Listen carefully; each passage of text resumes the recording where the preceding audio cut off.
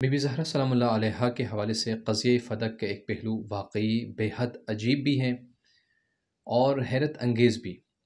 آپ مجموعی طور پر اس بات کو پیش نظر رکھیں کہ امام علی علیہ السلام اور حضرت فاطمہ الزہرا سلام اللہ علیہا ایسے زن و شوہر ہیں کہ جنہیں دولت و ثروت جمع کرنے سے کوئی دلچسپی نہیں ہے، نہ اس کی کوئی ہوس ہے اور نہ اس کی کوئی ضرورت ہے۔ امام علی علیہ السلام نے فرمایا تھا کہ مجھے فدق اور غیر فدق سے کیا دلچسپی ہو سکتی ہے، جبکہ انسان کا اصل گھر کر کے دن قبر ہے، یعنی اصولی طور پر علی کو فدق کی کیوں کر پرواہ ہو سکتی ہے۔ ایک فارسی شعر ہے جس کا ترجمہ یہ ہے کہ جو اس حوالے سے اسی جو ہے وہ امام علی علیہ السلام کے ترک دنیا کے حوالے سے ہے کہ یعنی جو دنیا سے ہی کنارہ کر چکا ہو، یعنی جس نے دنیا کو کئی دفعہ طلاق دے چکا ہو، وہ فدق کو لے کر کیا کرے گا؟ وہ جو ایک طرف چھلانگ لگا چکا ہو، اس کے لیے آسمان کیا کر سکتا ہے؟ کچھ بھی نہیں کر سکتا۔ وہ جس نے سب کچھ ترک کر دیا ہو، اس دنیا کی تمام لذات ختم کر دیے ہوں اور اس کو نفرت کی آنکھ سے دیکھتا ہو، وہ بھلا کیا ہے فدق کے حوالے سے یا دنیا کے مال و متاع کے حوالے سے کوئی ہوس کرے، کوئی لالچ کرے؟ ایسا ہرگز نہیں ہے۔ ایک ایسا انسان جو دنیا کے رنگ و نیرنگ سے آزاد ہو اور مال و متاع اور دولت و ثروت سے، جسے لوگ جو ہے وہ حاصل زندگی اور مائع زندگی سمجھتے ہیں، اس کو اس چیز سے مستغنی ہو، اسے فدق سے کیا مطلب ہو سکتی؟ بالکل آپ بتائیے، دیکھیے گا یہ عجیب واقعہ ہے کہ تاریخ اسلام کی ایک تسلیم شدہ حقیقت ہے، اور یہ روایت جسے میں بیان کرنے جا رہا ہوں اہل سنت کے راویوں سے زیادہ راویوں نے زیادہ نقل کی ہے کہ جب سرکار رسول خدا صلی اللہ علیہ وسلم مرض موت میں تھے تو آپ صلی اللہ علیہ وآلہ وسلم کی حالت کو دیکھ کر آپ کی پارہ جگر حضرت فاطمہ الزہرا سلام اللہ علیہ بہت زیادہ گریہ فرمایا کرتی تھی۔ چنانچہ سرکار نے حضرت زہرا سلام اللہ علیہ کو بلایا اپنے پاس، ان کے کان میں دھیمی آواز میں کچھ کہی، آپ نے کوئی بات کہی جسے سن کر آپ کے گریے میں شدت آ گئی، آپ زور زور سے رونے لگے۔ پھر کچھ ہی دیر بعد سرکار رسول اللہ صلی اللہ علیہ وسلم نے آپ کے کان میں دوبارہ ایک اور بات کہی۔ اس بات کو سننے کے بعد دوسری دفعہ آپ مسکرا دیے، جو بظاہر حیرت انگیز تھا۔ چنانچہ بعد میں جب ان سے جو ہے اس بارے میں پوچھا گیا کہ حضرت رسول خدا نے ان سرگوشی میں آپ سے کون سی بات کہی تھی، تو بی بی زہرا سلام اللہ علیہ نے فرمایا کہ پہلی دفعہ میرے بابا نے مجھے خبر دی کہ اب وہ دنیا سے رخصت ہونے والے ہیں، اب وہ مجھ سے جدا ہونے والے ہیں۔ ان کی جدائی کے صدمے میں رو پڑی، مگر جب انہوں نے دوسری دفعہ یہ فرمایا کہ بیٹی میرے بعد سب سے پہلے میرے پاس پہنچو گے تم، تو میں خوشی سے مسکرا دیا۔ ہمیں یہ بھی معلوم ہے کہ حضرت زہرا سلام اللہ علیہ بیمار رہتی تھی اور رسول خدا صلی اللہ علیہ وسلم کے بعد مستقل طور پر بستر سے لگ گئی تھی۔ آپ بہت لاغر ہو گئی تھی، ان کو حتمی طور پر معلوم تھا کہ ان کی زندگی کا چراغ بہت جلد گل ہونے والے، خود بی بی فاطمہ الزہرا کو بھی پتہ تھا۔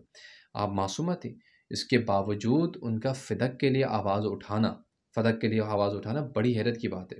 وہاں اس کے لیے مطالبے کے لیے دربار میں جانا، صدیقہ طاہرہ کا، اللہ اکبر۔ ہمارے ذہن میں ابھرنے والے اس سوال کا جواب یہ ہے کہ کیوں گئی تھی بی بی فاطمہ الزہرا سلام اللہ علیہا، کیوں بی بی فاطمہ الزہرا کے لیے فدق جو ہے اس قدر ضروری تھی؟ تو یہ جو سوال جو ہمارے ذہن میں اٹھتا ہے، اس کا جواب یہ ہے کہ مالی اعتبار سے حضرت زہرا کے لیے جاگیر فدق کی چندان اہمیت نہیں تھی، بالکل بھی اہمیت نہیں تھی، لیکن یہ فدق آپ کا جائز حق تھا، اور جب حق چھین لیا جائے تو حق کا مطالبہ کرنا ضروری ہوتا ہے۔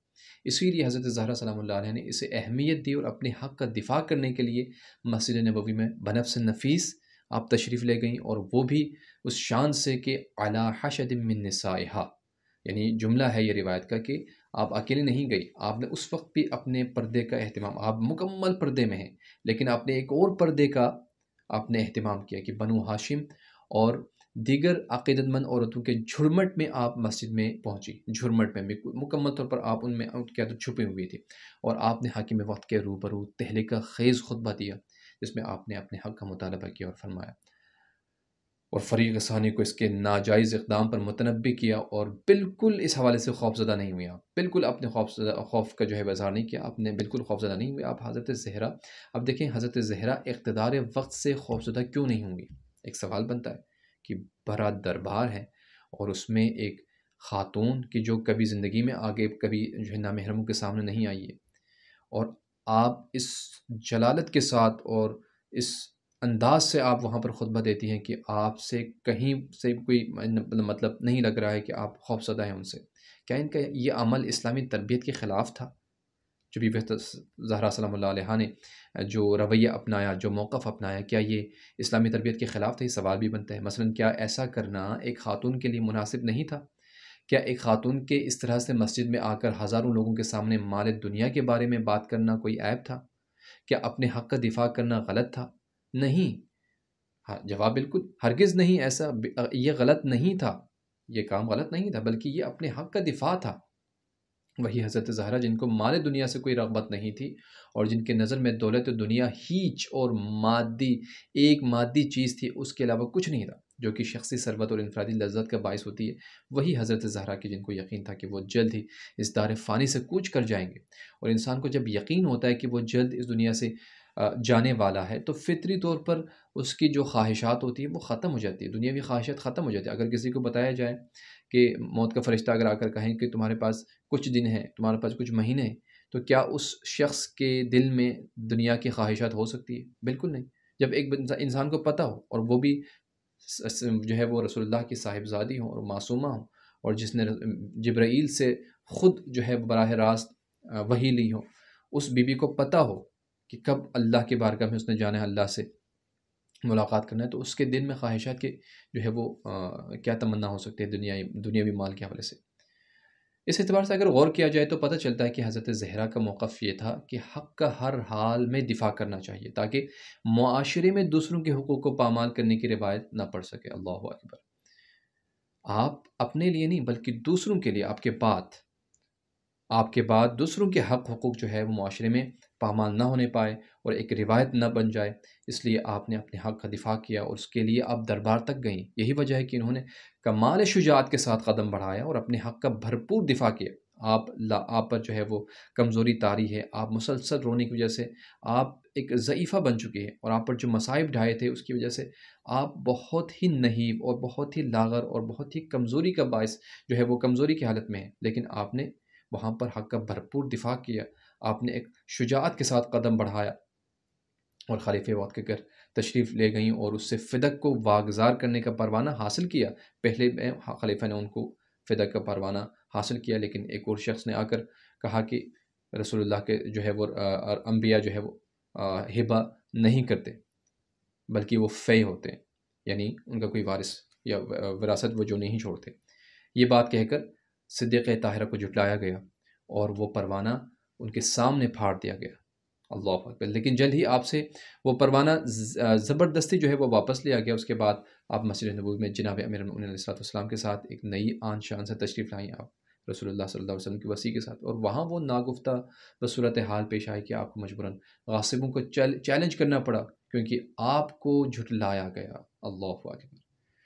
آپ کو کہا کہ مولا علی سے کہا گیا کہ آپ اکیلے ہیں. مولا علی سے کہا گیا کہ آپ زہرا کے حق میں بات کریں، کسی اور کو لایا جائے تاکہ ہم ان کی گواہی کو جو ہے قبول کریں. پھر مولا علی علیہ السلام نے تنہائی میں جا کر کہا اور اس کے لیے استدلال کیا کہ ابھی تصرف ہے فاطمہ زہرا کے، تو گواہی ان کو لانی چاہیے یا آپ کو لانی چاہیے گواہی؟ قسم ان کو کھانی چاہیے، آپ کو کھانی چاہیے؟ ابھی تصرف ہے. آپ نے خود ان کے جو ہے وہ زہرا سلام اللہ علیہ کے جو ہے جب تصرف میں تھی اور ان کے کارن وہاں پر کام کر رہے تھے تو ان کو نکال دیا فدق سے، تو کس کو قسم کھانی چاہیے اور کس کو جو ہے وہ گواہی لانی چاہیے؟ اللہ اکبر.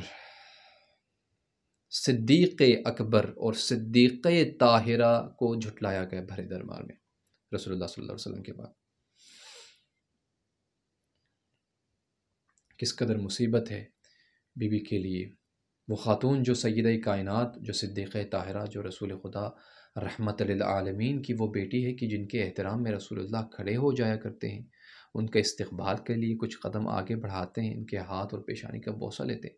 یہ ایک دو دفعہ نہیں ہے، یہ دن میں اگر کئی بار رسول زادی اگر آتی ہیں، تشریف لاتی ہیں اپنے بابا سے ملنے کے لیے، تو رسول اللہ کا یہی ایک طریقہ ہوتا تھا.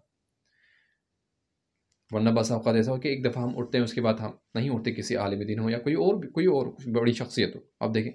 لیکن رسول زادی کے لیے رسول اللہ یعنی اپنی بیٹی کے لیے اپنے جگہ پر انہیں بٹھاتے تھے. وہ رسول اللہ جو اپنے لبوں کو جنبش تک نہیں دیتا، وما ينطق عن الهوى ان هو الا وحی یوحى، جو اپنی جگہ سے ہلتا تک نہیں ہے جب تک اللہ کی وحی نہ ہو.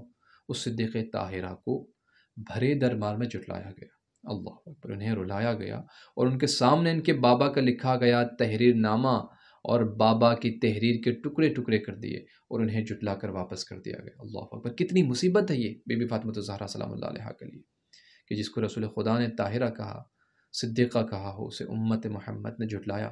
آپ کے بابا کے بعد آپ کی حالت اس طرح سے ہیں کہ زالت معصبت الرأس ناحلت الجسم باقیت العین منحدت الرکن۔ اللہ اکبر، کہ زہرا سلام اللہ علیہا کو ان کے پدر گرامی کے بعد کبھی نہیں دیکھا گیا کہ انہوں نے اپنے سر پر بندی پٹی کو کھولا ہو، ایک ضعیفہ کے مانند۔ اللہ اکبر، آپ روز بروز لاغر ہوتی جاتی تھی اپنے بابا کی المناک رحلت کے بعد، آپ ہمیشہ گریہ کرتی نظر آئیں۔ منحدت الرکن، یہاں پر ایک جملہ استعمال ہوا ہے، وہ جملہ ہے کہ جس کے بے حد عجیب معنی ہیں۔ آپ دیکھیں نا، منحدت الرکن میں رکن کا مطلب ہے ستون، جس پر جو ہے وہ ایک پوری عمارت ہوتی ہے، جیسے ایک عمارت کے ستون ہوتے ہیں اور وہ ان ستونوں پر کھڑی ہوتی ہے۔ جسمانی لحاظ سے ٹانگیں اور ریڑھ کی ہڈی کے مہرے انسانی جسم کے ستون ہیں، جن کے سہارے پر ہی انسان جو ہے وہ کھڑا ہوتا ہے۔ بعض اوقات جسمانی لحاظ سے کوئی ستون خراب بھی ہو جاتا ہے، مثال کے طور پر فرض کر لیں کہ کسی انسان کی ٹانگ اگر کٹ جاتی ہے تو ایسی صورت میں اس کا کھڑا ہونا ممکن نہیں رہتا، اگر ٹانگیں کٹ جاتی ہے۔ اسی طرح بس اوقات انسان روحانی اعتبار سے بھی ٹوٹ پھوٹ کا شکار ہو جاتا ہے، کہ ایسے معلوم ہونے لگتا ہے کہ جیسے اس کی روح جن ستونوں پر قائم تھی وہ خراب ہو گئے ہیں۔ جناب زہرا کی کیفیت کو آپ کے پدر کے بزرگوار کے بعد اسی طرح بیان کیا گیا کہ آپ نہایت لاغر ہو چکی تھی، جو رسالت کا ستون، اللہ اکبر، آپ رسول اللہ صلی اللہ علیہ وسلم کے جانے کے بعد اس قدر لاغر ہو چکی تھی، اور اپنے بابا کے غم میں صبح و شام گریہ کرتی تھی حضرت زہرا۔ اور جناب رسول خدا ایک دوسرے کو، آپ جانتے ہیں یہ ایک دوسرے کو، یعنی بیٹی اور باپ، رسول خدا اور بی بی زہرا سلام اللہ علیہ کو ایک دوسرے کو عشق کی حد تک ایک دوسرے کو چاہتے تھے۔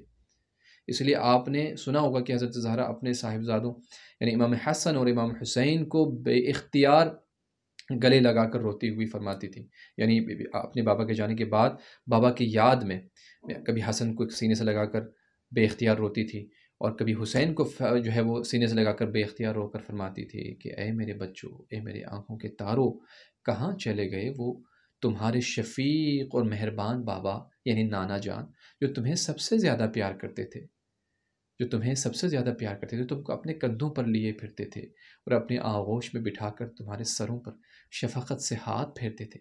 یہ جملہ فرما کر آپ بہت گریہ کرتی تھی، یہاں تک کہ آپ کا گریہ کرنا بھی امت رسول نے گوارا نہیں کیا۔